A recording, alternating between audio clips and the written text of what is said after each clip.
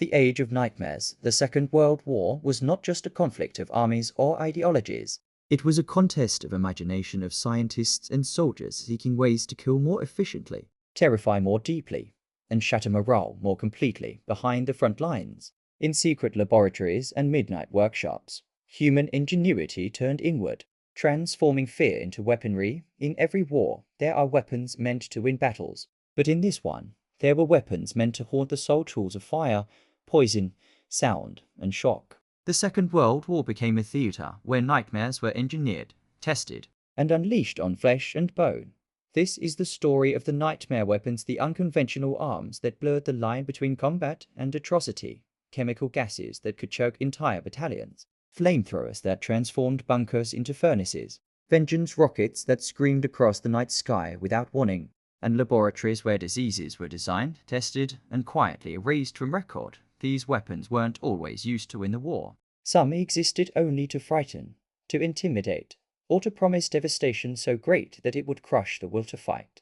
They were terror given form. When the war began in 1939, humanity already carried the memory of gas masks and blistered lungs from the trenches of the Great War. The Geneva Protocol of 1925 had banned the use of chemical and biological weapons.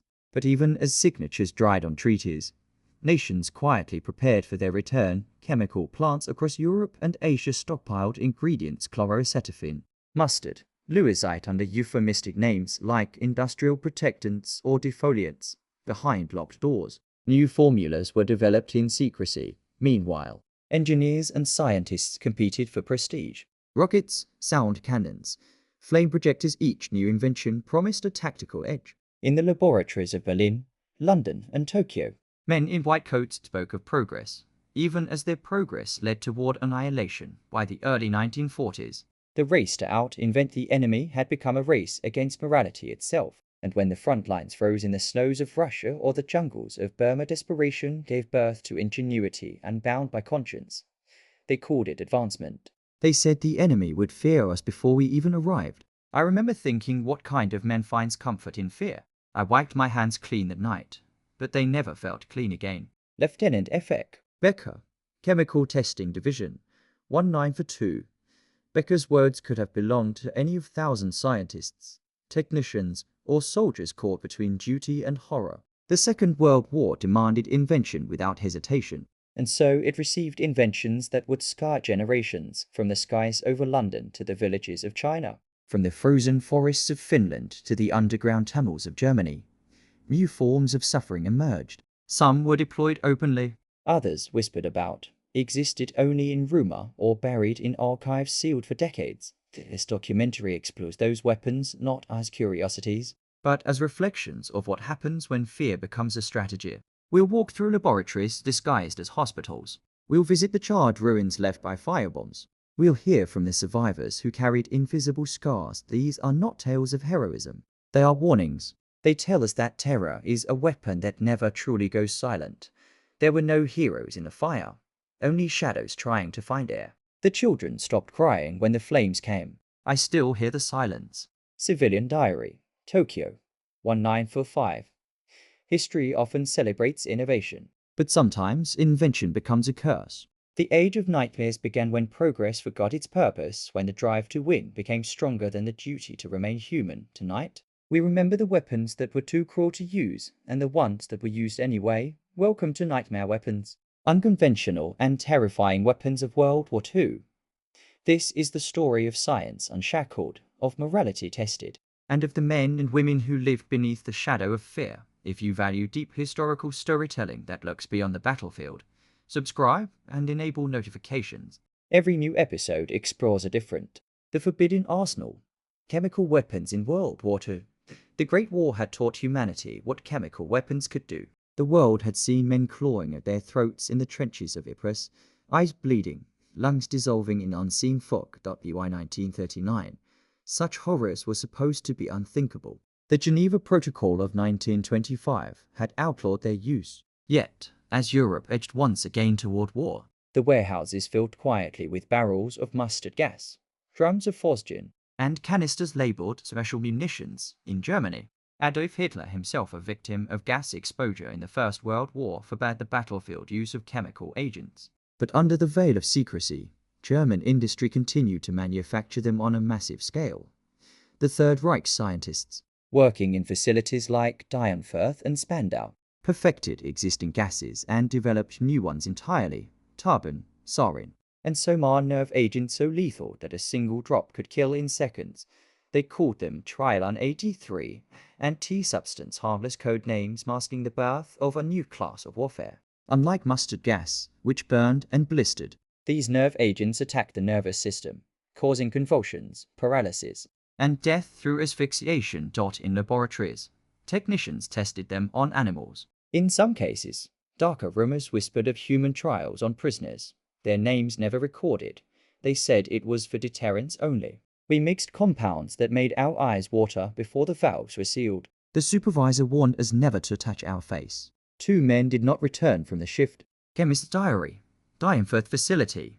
1943. Every major power possessed its own stockpile. Britain held over 40,000 tons of mustard gas, stored in secret depots along the coasts of Scotland and Wales. The United States shipped its own reserves to bases in Australia and the Pacific.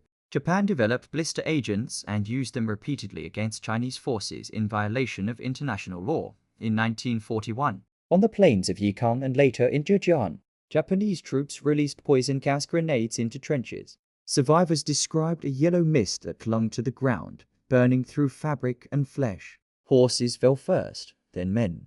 The earth itself seemed to rot, the ground turned black. My skin blistered like boiling rice. We thought the air had gone mad. They said later it was just another weapon. But no weapon should make the air your enemy. Survivor. Zhejiang front, the Germans, for all their capacity, never used their chemical arsenal in Europe, perhaps because of Hitler's own trauma, perhaps because of fear of Allied retaliation. Yet chemical death hovered constantly on the edge of possibility. British intelligence believed the Luftwaffe could drop gas bombs on London at any moment. Civilians kept gas masks by their beds. Children practiced drills in schoolyards. The psychological effect was enormous. Even without a single chemical strike, millions lived under the terror of anticipation. Propaganda films instructed citizens to recognize the smell of mustard gas, to wrap their faces in wet cloths. The invisible became a daily companion. Then came Bari, on the night of December 2, 1943. German bombers attacked the Italian port of Bari, a supply hub for the Allied forces. One of the ships anchored in the harbor, the John Harvey, carried a secret cargo, 2,000 mustard gas bombs. When the ship exploded, the gas mixed with oil and seawater, spreading across the harbor. Sailors leapt into the water to escape the flames and found death waiting beneath the surface. Hundreds of men died not from bombs, but from burns and asphyxiation. Doctors, unaware of the gas, treated patients as if for exposure to oil or smoke inhalation, only later realizing their mistake. The US and British governments classified the event, censoring reports for decades. The burns were unlike anything we had seen. The skin sloughed off in sheets. Their eyes turned milky white within hours. We were told not to ask what cargo the ship had carried. I still smell the harbor when I sleep. LT. Ike. Daily. Royal Medical Corps. The Bari disaster proved what everyone already knew but would not admit. The world still carried the tools of the last nightmare, ready for the next. Meanwhile, far to the east, Japan's biological and chemical divisions, most infamously Unit 731, combined science and atrocity. Prisoners were exposed to mustard and Lewisite gases without protection, their reactions timed and logged. The same labs that tested plague bacteria also studied gas gangrene and frostbite. First-hand, quote, Japanese nurse, subdued, remorseful. They told us it was for defense, for research. But when the screams came from the lower rooms, no one could believe it. We burned the records when the Russians came. Something should never have been written. Former nurse, Unit 731. Across Europe, intelligence agencies gathered reports of these crimes. Few reached the public until decades later. Even at Nuremberg, chemical and biological horrors received less attention than genocide and conventional bombing, perhaps because too many nations had their own dark chapters to conceal. By war's end, the Allies had captured tens of thousands of German chemical shells, hundreds of tons of precursors, and scientists eager to exchange secrets for safety. The new world, divided between East and West, decided to keep the knowledge, just in case. The forbidden arsenal was not dismantled. It was merely relocated. My husband came home with a cough that never left. They said he worked in a plant that made paint for gas masks. I washed his clothes until the smell went away, but his skin turned yellow. They gave me no papers, only silence. Widow's diary, Essen, 1947, in war. Silence often hides the longest shadows.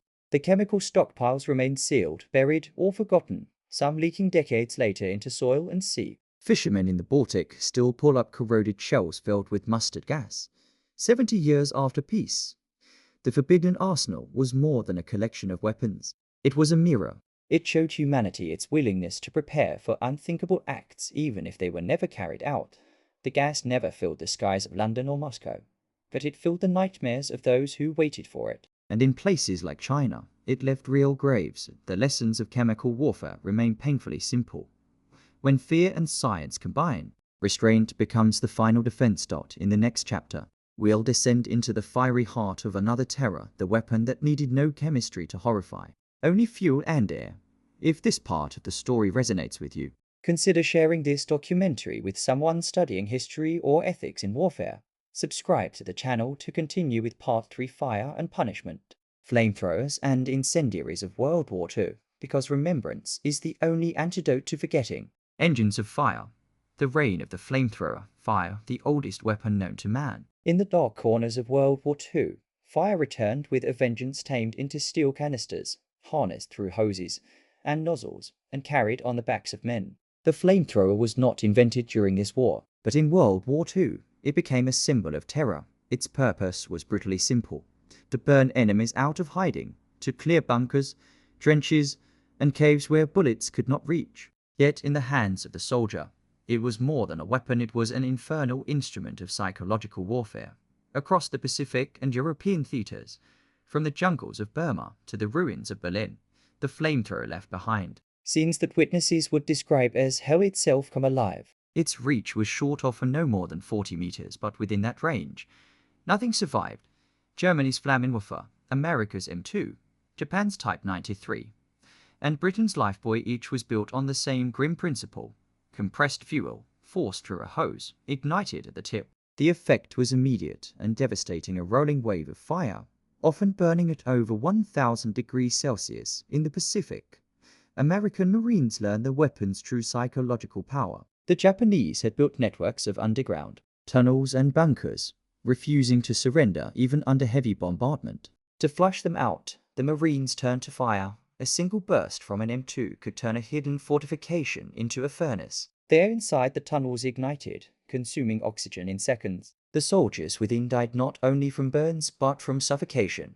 We didn't talk much after. You could smell it before you saw it. The flame clung to walls, to the ground, to everything. I told myself they would have done the same to us. But I still see the light when I close my eyes. Sergeant H. McAllister, U.S. Marine, Okinawa, 1945. The flamethrower was as much a psychological burden for the user as for the victim. Soldiers who carried them often became marked men. Enemy snipers targeted flamethrower operators first, not just for the weapon's lethality, but for fear of what it represented. The flamethrower's tanks, wall on the back, contained highly flammable fuel, often a mixture of gasoline and napalm gel. One well-placed shot could turn the operator into a walking bomb. Many flamethrower men wrote in their journals that they expected to die before the end of their first mission. In Europe, German engineers used the Flammenwerfer to storm trenches and clear bunkers during the early Blitzkrieg campaigns. Soviet defenders feared it deeply, not for its efficiency, but for its horror. Flames spread chaos. Panic was contagious. One man's scream could break an entire line. We could hear them before we saw them. The hiss, then the roar. The fire rolled across the snow like it was alive. We had no word for that kind of fear. Private Dmitry Antonov, Red Army, 1942.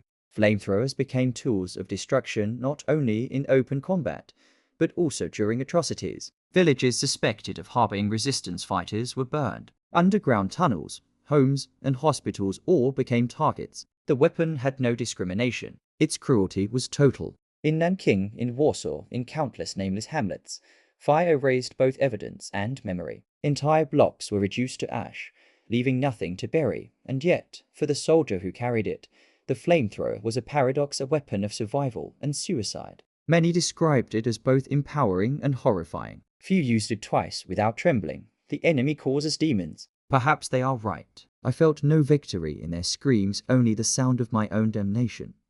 Flamethrowers operator, Eastern Front, 1943. The technology evolved. The British Crocodile, a modified Churchill tank, carried over 1,800 litres of pressurized fuel. It could project a stream of fire more than 120 meters long, burning through steel doors and concrete bunkers. Entire fortifications surrendered at the sight of its flame. To the defenders, there was no hope, no cover, no escape. To the attackers, it was a grim assurance.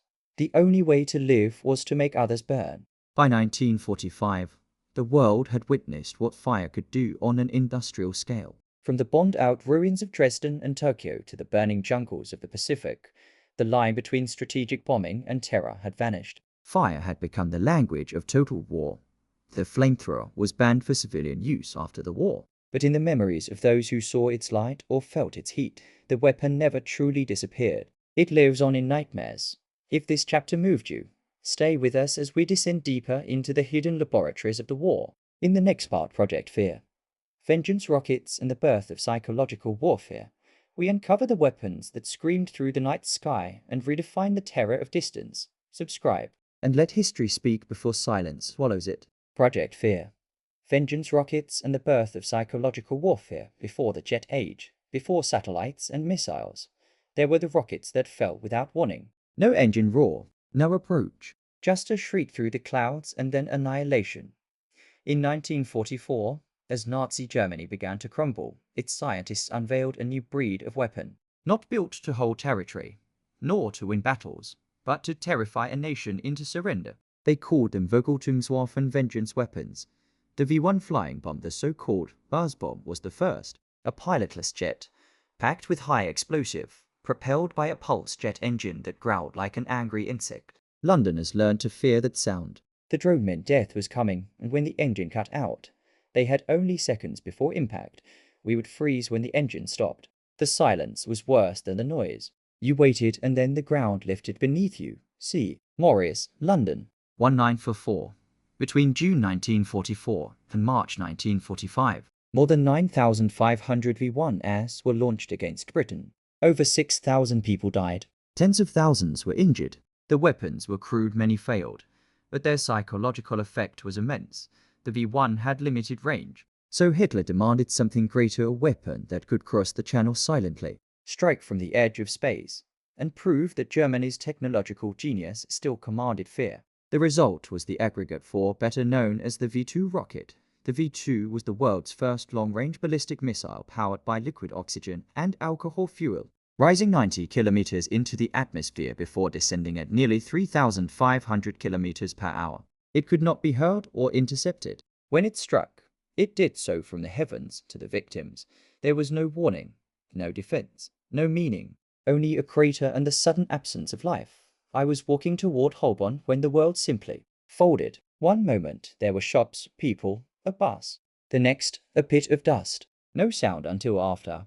London Diary, North 1944, at its peak. More than 3,000 V-2 rockets rained down on allied cities London, Antwerp, Liege. The weapons caused roughly 9,000 civilian deaths. But their true target was psychological. The Nazis hoped fear would paralyze industry, crush morale, and force political panic. But it was not just terror that was unleashed. It was a new era, the dawn of rocket technology, that would one day send humanity to space. The same equations that plotted destruction would later chart lunar orbits. The V-2 program was spearheaded by Wernher von Braun at Peenem ND, on the Baltic coast. Its production was moved underground to Mittelwerk, using forced labor from the Mittelbau-Dora concentration camp. Over 20,000 prisoners died building Hitler's rockets, more than the weapons ever killed in action. We built death while dying. They said it was for Germany's salvation. We only saw darkness. Camp Survivor Testimony, 1945.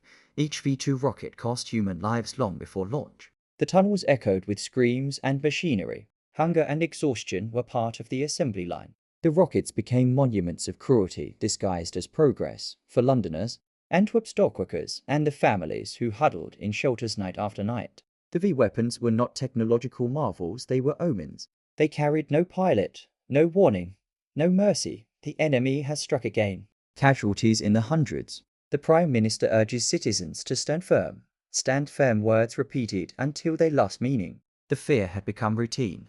The vengeance weapons were born of desperation. By 1944, Germany's armies were retreating on all fronts. Yet, in its dying months, the regime invested colossal resources into these rockets weapons meant to make the world fear German power even in defeat. They succeeded not in victory, but in terror. After the war, Allied scientists raced to capture the technology and the men behind it. Von Braun and his team surrendered to the Americans, later leading the US space program. The same mind that built Hitler's V2 would send Apollo 11 to the moon. This duality progress born from horror defined the 20th century. The rockets that shattered London also launched humanity toward the stars. Out of fear came wonder. Out of vengeance, a vision. But we cannot forget where that vision began, in tunnels where slaves died nameless, in cities where children slept under trembling ceilings, and in skies that carried no mercy. I looked up and thought the stars were falling. Then the earth shook, and I knew it was the end of another street. Nurse E. Wells, London, 1945. The V weapons were designed to break morale, but in time they hardened resolve. London rebuilt, Antwerp endured, and the factories that made terror turn silent. When Germany finally fell, the rockets stopped, but their echo did not. In 1944, fear became a science. In 1945, it became a legacy. Humanity learned how to send fire through the heavens and has never truly unlearned it. Join us for the next chapter, Biological Shadows, Secret Experiments and Weapons of Disease. We'll enter laboratories where the enemy was invisible, and the line between research and atrocity vanished. Subscribe and keep history alive, because remembering is the only way to disarm the future. Biological Shadows, Secret Experiments and Weapons of Disease. War is not only fought with bullets and fire. Sometimes it is fought with breath, with blood, with what cannot be seen. During the Second World War, the world stood on the edge of a new kind of terror, the weaponization of life itself. Even as chemical weapons were stockpiled in secret, a darker frontier was being explored. Across Europe and Asia, scientists experimented with bacteria, viruses, and toxins, believing disease could achieve what armies could not. In Japan, under the Imperial Army's command, Unit 731 operated near the city of Harbin in occupied Manchuria. Officially, it was a water purification and epidemic prevention department. In reality, it was a factory of agony. Inside, doctors dissected prisoners alive to study infection. Men, women, and children, Chinese civilians, Soviet POWs, and others were exposed to plague, anthrax, cholera, and frostbite. They were called Marutu logs, as if their suffering were experiments on trees. We were told they were not people, only data. I remember a boy crying as they strapped him down. The chief said, "We serve science." Testimony of former Unit 731 medic. Post-war interrogation. 1946. Unit 731 infected entire villages by releasing plague-infested fleas from low-flying aircraft. Thousands died not with bullets, but with fever. Rivers were poisoned, wells contaminated, crops destroyed to test how far infection could spread. The same pattern emerged in Europe. Both Allied and Axis scientists, fearing the other side's progress, developed their own biological stockpiles. Britain's Portendown tested anthrax spores on a small Scottish island, Grunard. The soil remained contaminated for nearly half a century. The United States and the Soviet Union also conducted research officially defensive, but always shadowed by offensive intent. Laboratories studied how to weaponize tularemia, brucellosis, and even smallpox. By 1944, both nations could produce biological agents capable of killing thousands. Yet, despite the knowledge, most of these weapons were never used in combat. The fear of retaliation of a plague unleashed upon cities held the world in uneasy restraint. We burned their bodies behind the barracks. The smoke smelled sweet and wrong. At night, I prayed the wind would not turn toward us. Anonymous diary. Pingfang. 1943. Some historians argue that the biological war of World War II was not a battle of deployment, but a battle of intention. Laboratories became the new front lines. In the sterile glow of glass and steel, ethics dissolved like samples in acid. In Germany, the SS conducted disease and vaccine experiments at Larkow, Buchenwald, and Ravensbrück. Prisoners were deliberately infected with malaria, typhus, and gangrene to test cures. Most did not survive long enough for conclusions. They told us to find out how long a man could live without treatment. We learn nothing except how long it takes to die. Dr. Eric Keller, Nuremberg medical trial testimony, 1947. When the war ended, many of these doctors faced justice, but not all. Some were quietly recruited by the Allied powers, their knowledge deemed too valuable to destroy. Their data gathered through torture seeded post-war biomedical research. In this way, the ghosts of the laboratories continue to speak not through confessions, but through medical journals. Every epidemic, every outbreak, carries an echo of that era when disease was studied not to heal, but to control. The legacy of Unit 731 and the Nazi medical cause reminds us that science is never neutral. In the wrong hands, curiosity becomes cruelty. Few survivors of these experiments lived to tell their stories. Fewer still were believed, but their accounts preserved in fragile notebooks and post-war testimonies reveal not only suffering, but the resilience of those who refused to vanish. They thought we were erased, yet I am still here. The scars on my arms write their names in silence. Survivor Statement 1950. By the time peace returned in 1945, the world had glimpsed its own capacity for invisible horror. The Geneva Protocol had been ignored, and humanity had crossed another threshold, one it could never fully step back from. The atom would soon take center stage, but before the mushroom cloud. There, the story of biological warfare in World War II is not about weapons that won battles. It is about experiments that lost humanity. In those laboratories, men tried to conquer life itself, and in doing so, revealed how fragile life truly is. History's darkest shadows are not cast by bombs or rockets. They are cast by minds that believed they were serving science, while serving death. If this story moved you, don't look away. In the next chapter, The Sound of Fear, Sonic, Psychological and Propaganda Weapons, will explore how sound, deception, and terror itself became tools of war. Subscribe, share, and keep the memory alive, because truth fades fastest in silence. The Sound of Fear, Sonic, Psychological and Propaganda Weapons. Not every weapon bleeds. Some weapons whisper. Some hum through the night. Some crawl into the human mind and stay there long after the battlefield has gone silent. The Second World War was the first great conflict fought not only with bullets, bombs, and fire, but with sound, illusion, and fear itself. The human mind became a new target, and propaganda, deception, and noise became its ammunition. From Berlin to London, Tokyo to Washington, radio waves became front lines. Every word, every tune, every silence was crafted to control emotion, to shape reality. It was a war of perception, fought through the ears. In Germany, Joseph Goebbels' Ministry of Propaganda mastered this art. Loudspeakers on street corners broadcast the Evre's voice into every home and factory. Even in moments of quiet, the Reich was never silent. Obedience had a soundtrack. The voice carried certainty, conviction, and fear. It told millions what to believe, who to hate, and what to die for. That voice was as powerful as any army. The Allies fought back with their own voices. Radio became both weapon and lifeline, a way to counter lies, to reach the occupied, and to break morale behind enemy lines. This is London calling. The news may be bad again tonight, but the truth still speaks. The BBC's foreign broadcasts were more than journalism, they were resistance. Every word that escaped the censor's net became an act of defiance. But words were only one front. Sound itself became a psychological weapon. The German Luftwaffe fitted their dive bombers, the Stukas, with mechanical sirens mounted on the landing gear. As the planes dove toward their targets, the scream of the siren grew louder, filling the air with terror. It served no tactical purpose. Its only function was fear. You'd hear it before you saw them. That shriek, it froze you. You didn't run, you couldn't. Privacy. Nolan, Dunkirk survivor. 1940. The sound became synonymous with death. It broke morale, scattered troops, and haunted survivors. The Stuka's wail was psychological warfare made mechanical, a scream of steel designed to crush human will. The Japanese military experimented with similar tactics, loudspeakers blaring shrill battle cries during night assaults, drums echoing through the jungle. In the dark, confusion multiplied. Every sound became an enemy. Soldiers described it as a living nightmare where the forest itself seemed to be screaming.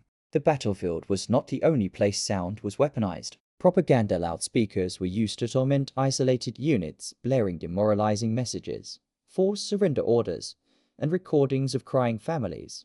American soldiers. Why die so far from home? Your wives are lonely. Your leaders have lied. They called her Tokyo Rose. Dozens of women voiced such broadcasts, blending seductive tones with subtle despair. The goal was not to convince but to unsettle elsewhere. Engineers tested the physical effects of sound. The Nazis built experimental sound cannons devices designed to use acoustic waves to rupture internal organs. Others studied infrasonic frequencies capable of inducing nausea or panic. Few of these inventions saw practical use, but they revealed a growing obsession, the idea that fear itself could be engineered. In occupied France, the resistance printed forged German newspapers, mimicked radio frequencies, and broadcast fake orders. Entire divisions were misled, diverted by a voice that didn't exist. The war had entered the realm of illusion. We fought not with guns, but with words. A rumor in Paris could move more soldiers than a tank in Normandy. J. WWII Resistance Diary 1943. Sound and psychology merged into something far greater than technology. Fear became measurable, something to be amplified, studied, replicated. Both sides used leaflets dropped from planes, messages of surrender, promises of mercy, or visions of inevitable defeat. The battlefield became an echo chamber of doubt. When D-Day began in 1944, Allied forces launched Operation Glimmer, a deception using radar echoes, sound recordings, and fake radio chatter to convince the Germans that the invasion would come at Calais, not Normandy. The ruse worked. Sound had saved lives. For every bomb that fell, 1,000 lies flew alongside it, each designed to wound the mind before the body. By 1945, soldiers feared silence as much as gunfire. The air itself carried voices, commands, cries, rumors, and songs. The war had turned the world into one vast machine of noise. When the war ended, it was the quiet that frightened me. I waited for the sirens that never came. Nurse H. Clark, London, 1945. Sound had been used to unite and divide, to terrify and inspire. It could raise an army or break a soldier. In its echoes, we hear both the genius and the madness of man. The sound of fear reminds us sometimes the loudest weapons leave no mark on the earth, only on the soul. In the next episode, Engines of the Apocalypse, experimental superweapons, and atomic dread, we enter the final phase of nightmare innovation, when the race for victory became a race to end the world itself. Subscribe and stay with us as we walk through the fire of invention one last time. Engines of the Apocalypse, experimental superweapons, and atomic dread. By the final years of the Second World War, mankind had crossed an invisible line. The war of men had become a war of machines, vast, relentless, and increasingly inhuman. Factories became cathedrals of destruction. Laboratories replaced the battlefield. And the world's brightest minds were tasked with building the ultimate expression of human terror, the weapon to end all weapons, in Germany. The dream of the Wunderwaffe, the wonder weapon, consumed the Nazi war machine. As defeat loomed, scientists were pushed beyond the limits of reason. Jet engines, rocket planes, and guided missiles emerged from bunkers buried deep beneath the earth. The Messerschmitt Me 262, the world's first operational jet fighter, could fly faster than any Allied aircraft. Its roar was unlike anything the skies had heard before, a thunder that defied belief. It came too late. Germany's fuel supplies were dying, pilots untrained, and factories in ruins. The future had arrived, but it was already surrounded by ghosts. While Germany chased mechanical perfection, the Allies raced towards something far more terrible, a weapon not of metal or fire, but of atoms. In 1942, under the secret code name Manhattan Project, a hidden alliance of scientists in the United States began to unlock the very building blocks of creation. What they found was annihilation. We knew what it meant. Once we split the atom, we split the world. Robert Oppenheimer, Personal Recollection, 1945. They were not building a bomb, they were building the end of an age. Inside Los Alamos, the line between science and horror dissolved. Oppenheimer, Fermi, Feynman, and hundreds of others, some driven by fear of Hitler's own nuclear ambitions, others by curiosity, ambition, or duty, constructed what would become the most devastating weapon ever made. July 16, 1945. The desert of New Mexico. The test was codenamed Trinity. At 5:29 am, the first atomic fire ignited the dawn. In that moment, the light of 1,000 suns burned the horizon. The desert sand turned to glass. The earth itself seemed to recoil. Now I have become death, the destroyer of worlds. Oppenheimer, quoting the Bhagavad Gita.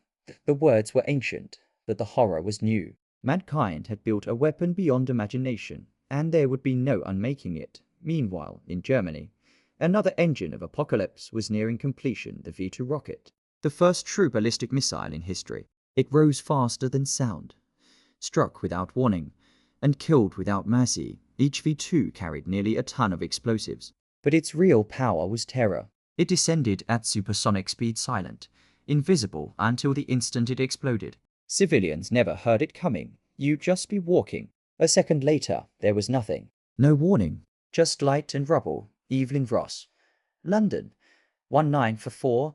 The V2 killed thousands across Britain and Belgium, but it also heralded the future. Every modern rocket, from the Apollo missions to intercontinental missiles, was born in its shadow, in secret facilities like PNM-ND. Nazi engineers, including Wernher von Braun, envisioned weapons that could cross oceans, even reach space. Their designs, captured by the Allies after the war, would shape decades of technological rivalry from the space race to the Cold War. Our interest was in the rocket itself. Where it landed was someone else's concern. Wernher von Braun. Morality had become another casualty of innovation elsewhere. The Japanese army conducted experiments even more sinister, biological weapons. In the frozen laboratories of Unit 731 in Manchuria, scientists infected prisoners with plague, anthrax, and cholera. Human beings were dissected alive, their agony recorded as data. It was science stripped of conscience, the darkest mirror of mankind's genius. They said we were the sickness, but it was they who were diseased. Anonymous. Harbin, 1944. By 1945, the engines of apocalypse were fully awake. The Nazis dreamed of orbital cannons. The Allies perfected nuclear fission. Japan clung to the hope of a secret miracle weapon. Each nation believed one last creation might turn defeat into victory, but time was running out. August 6, 1945. Hiroshima. At 8:15 a.m., the bomb named Little Boy fell through a clear blue sky. In seconds, 70,000 people were gone, consumed by a light brighter than the sun. 3 days later, Nagasaki followed. A world that had already seen every horror finally met its god of fire. There were no shadows. Only outlines burned into the walls. People became light. Dr. Hara. Hiroshima survivor. The war ended days later. The nightmare did not. The atomic age had begun not as a symbol of progress, but as a warning carved into human history. Mankind had built the means to destroy itself, and yet it would not stop building.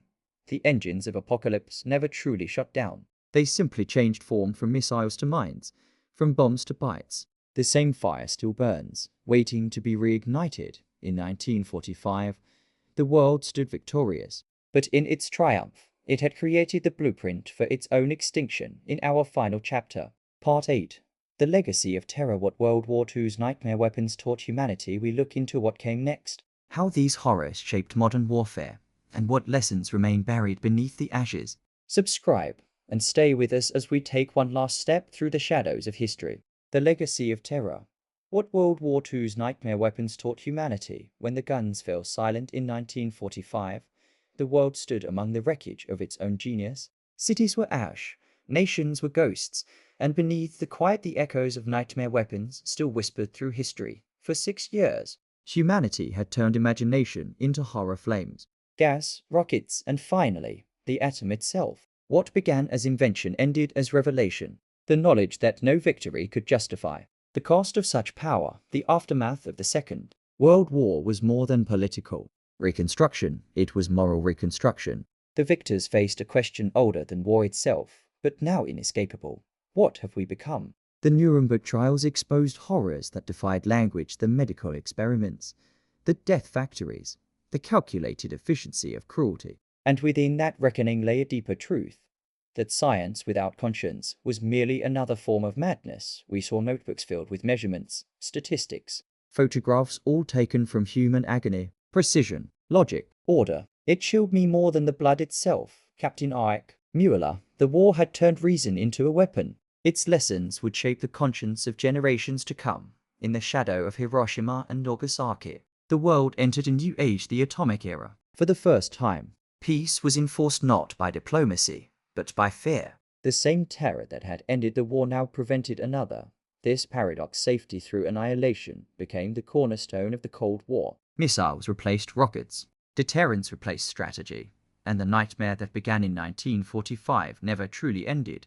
We didn't stop the next war. We only made it unthinkable. Lucillard, unthinkable and yet meticulously planned. Underground bunkers, sirens, drills, and the endless hum of readiness. The world learned to live under a shadow it had created itself. For those who survived the Second World War, peace was not quiet. It was haunted. The sound of sirens in the distance, the smell of smoke in the air. They lingered in memory long after the rubble was cleared. At night, I still wake up waiting for the bombs. The silence feels wrong. Too clean. Eleanor Shaw, survivors of the Blitz, of Stalingrad, of Nanking and Dresden all carried invisible scars. Not every wound bled. Some simply remembered. Governments and scientists sought redemption through treaties and promises. The Geneva Conventions banned chemical and biological weapons. The United Nations was born a fragile hope that reason could restrain destruction, but knowledge cannot be unlearned. The blueprints of terror were locked away, not erased. Laboratories that once created poison gases began designing vaccines. The same rocket scientists who built the V2 sent mankind to the moon. The rocket worked perfectly. It just fell on the wrong planet. Wernher von Braun. The legacy of the war's nightmare weapons was dual. The same minds that invented death also built discovery. Out of ruin came progress and a terrible reminder of the price of innovation. Flamethrowers gave rise to jet propulsion. Chemical warfare research evolved into modern medicine. Radar became the foundation for computers, satellites, and the internet. The tools of war shaped the world of peace. But beneath every invention lies a memory that it was born in fear. The human cost cannot be calculated. Millions dead, tens of millions displaced, generations scarred by images of horror they could never unsee. We had won, yes, but what had we become? There was no victory left inside us. Sergeant Vieck, Petrov. That was the true aftermath of the nightmare weapons, not destruction, but transformation. A civilization forever changed by its own reflection, and yet, from the ashes, came something extraordinary: understanding. For the first time, nations agreed that war must have limits, that science must serve life, not death, that progress without humanity is merely organized. Despair, the lessons of 1939 to 1945, are written not only in treaties and memorials, but in every ethical code that governs research today, every warning label, every whispered never again. The ruins of Hiroshima were turned into peace parks. The gas chambers of Auschwitz became silent memorials. The rocket launch pads of Peenemünde were reclaimed by grass and sea wind. Time buried the weapons, but it could never bury their message. We are all children of that flash. Whether we saw it or not, we live in its light. Keika Ogura, her words remind us, history's fire does not fade. It glows quietly beneath the surface of our peace. Nightmare weapons defined an age of terror, but they also define the boundaries of our conscience. They forced humanity to look inward and ask the hardest question. Not how to win wars, but how to stop creating them. The story of these weapons is not just about what humans can do, but what they should never do again. Every generation inherits that ticking clock, the one built in 1945. It measures not time, but restraint. It reminds us that the same hands that built the atomic bomb also reach for peace, the nightmare. Weapons of World War II belong to the past, but the choices they inspired will decide our future. Thank you for joining us on this journey through the darkest corridors of human history. If these stories moved you, subscribe to the channel and help us keep history alive, because remembering is the only way to ensure that nightmares never return.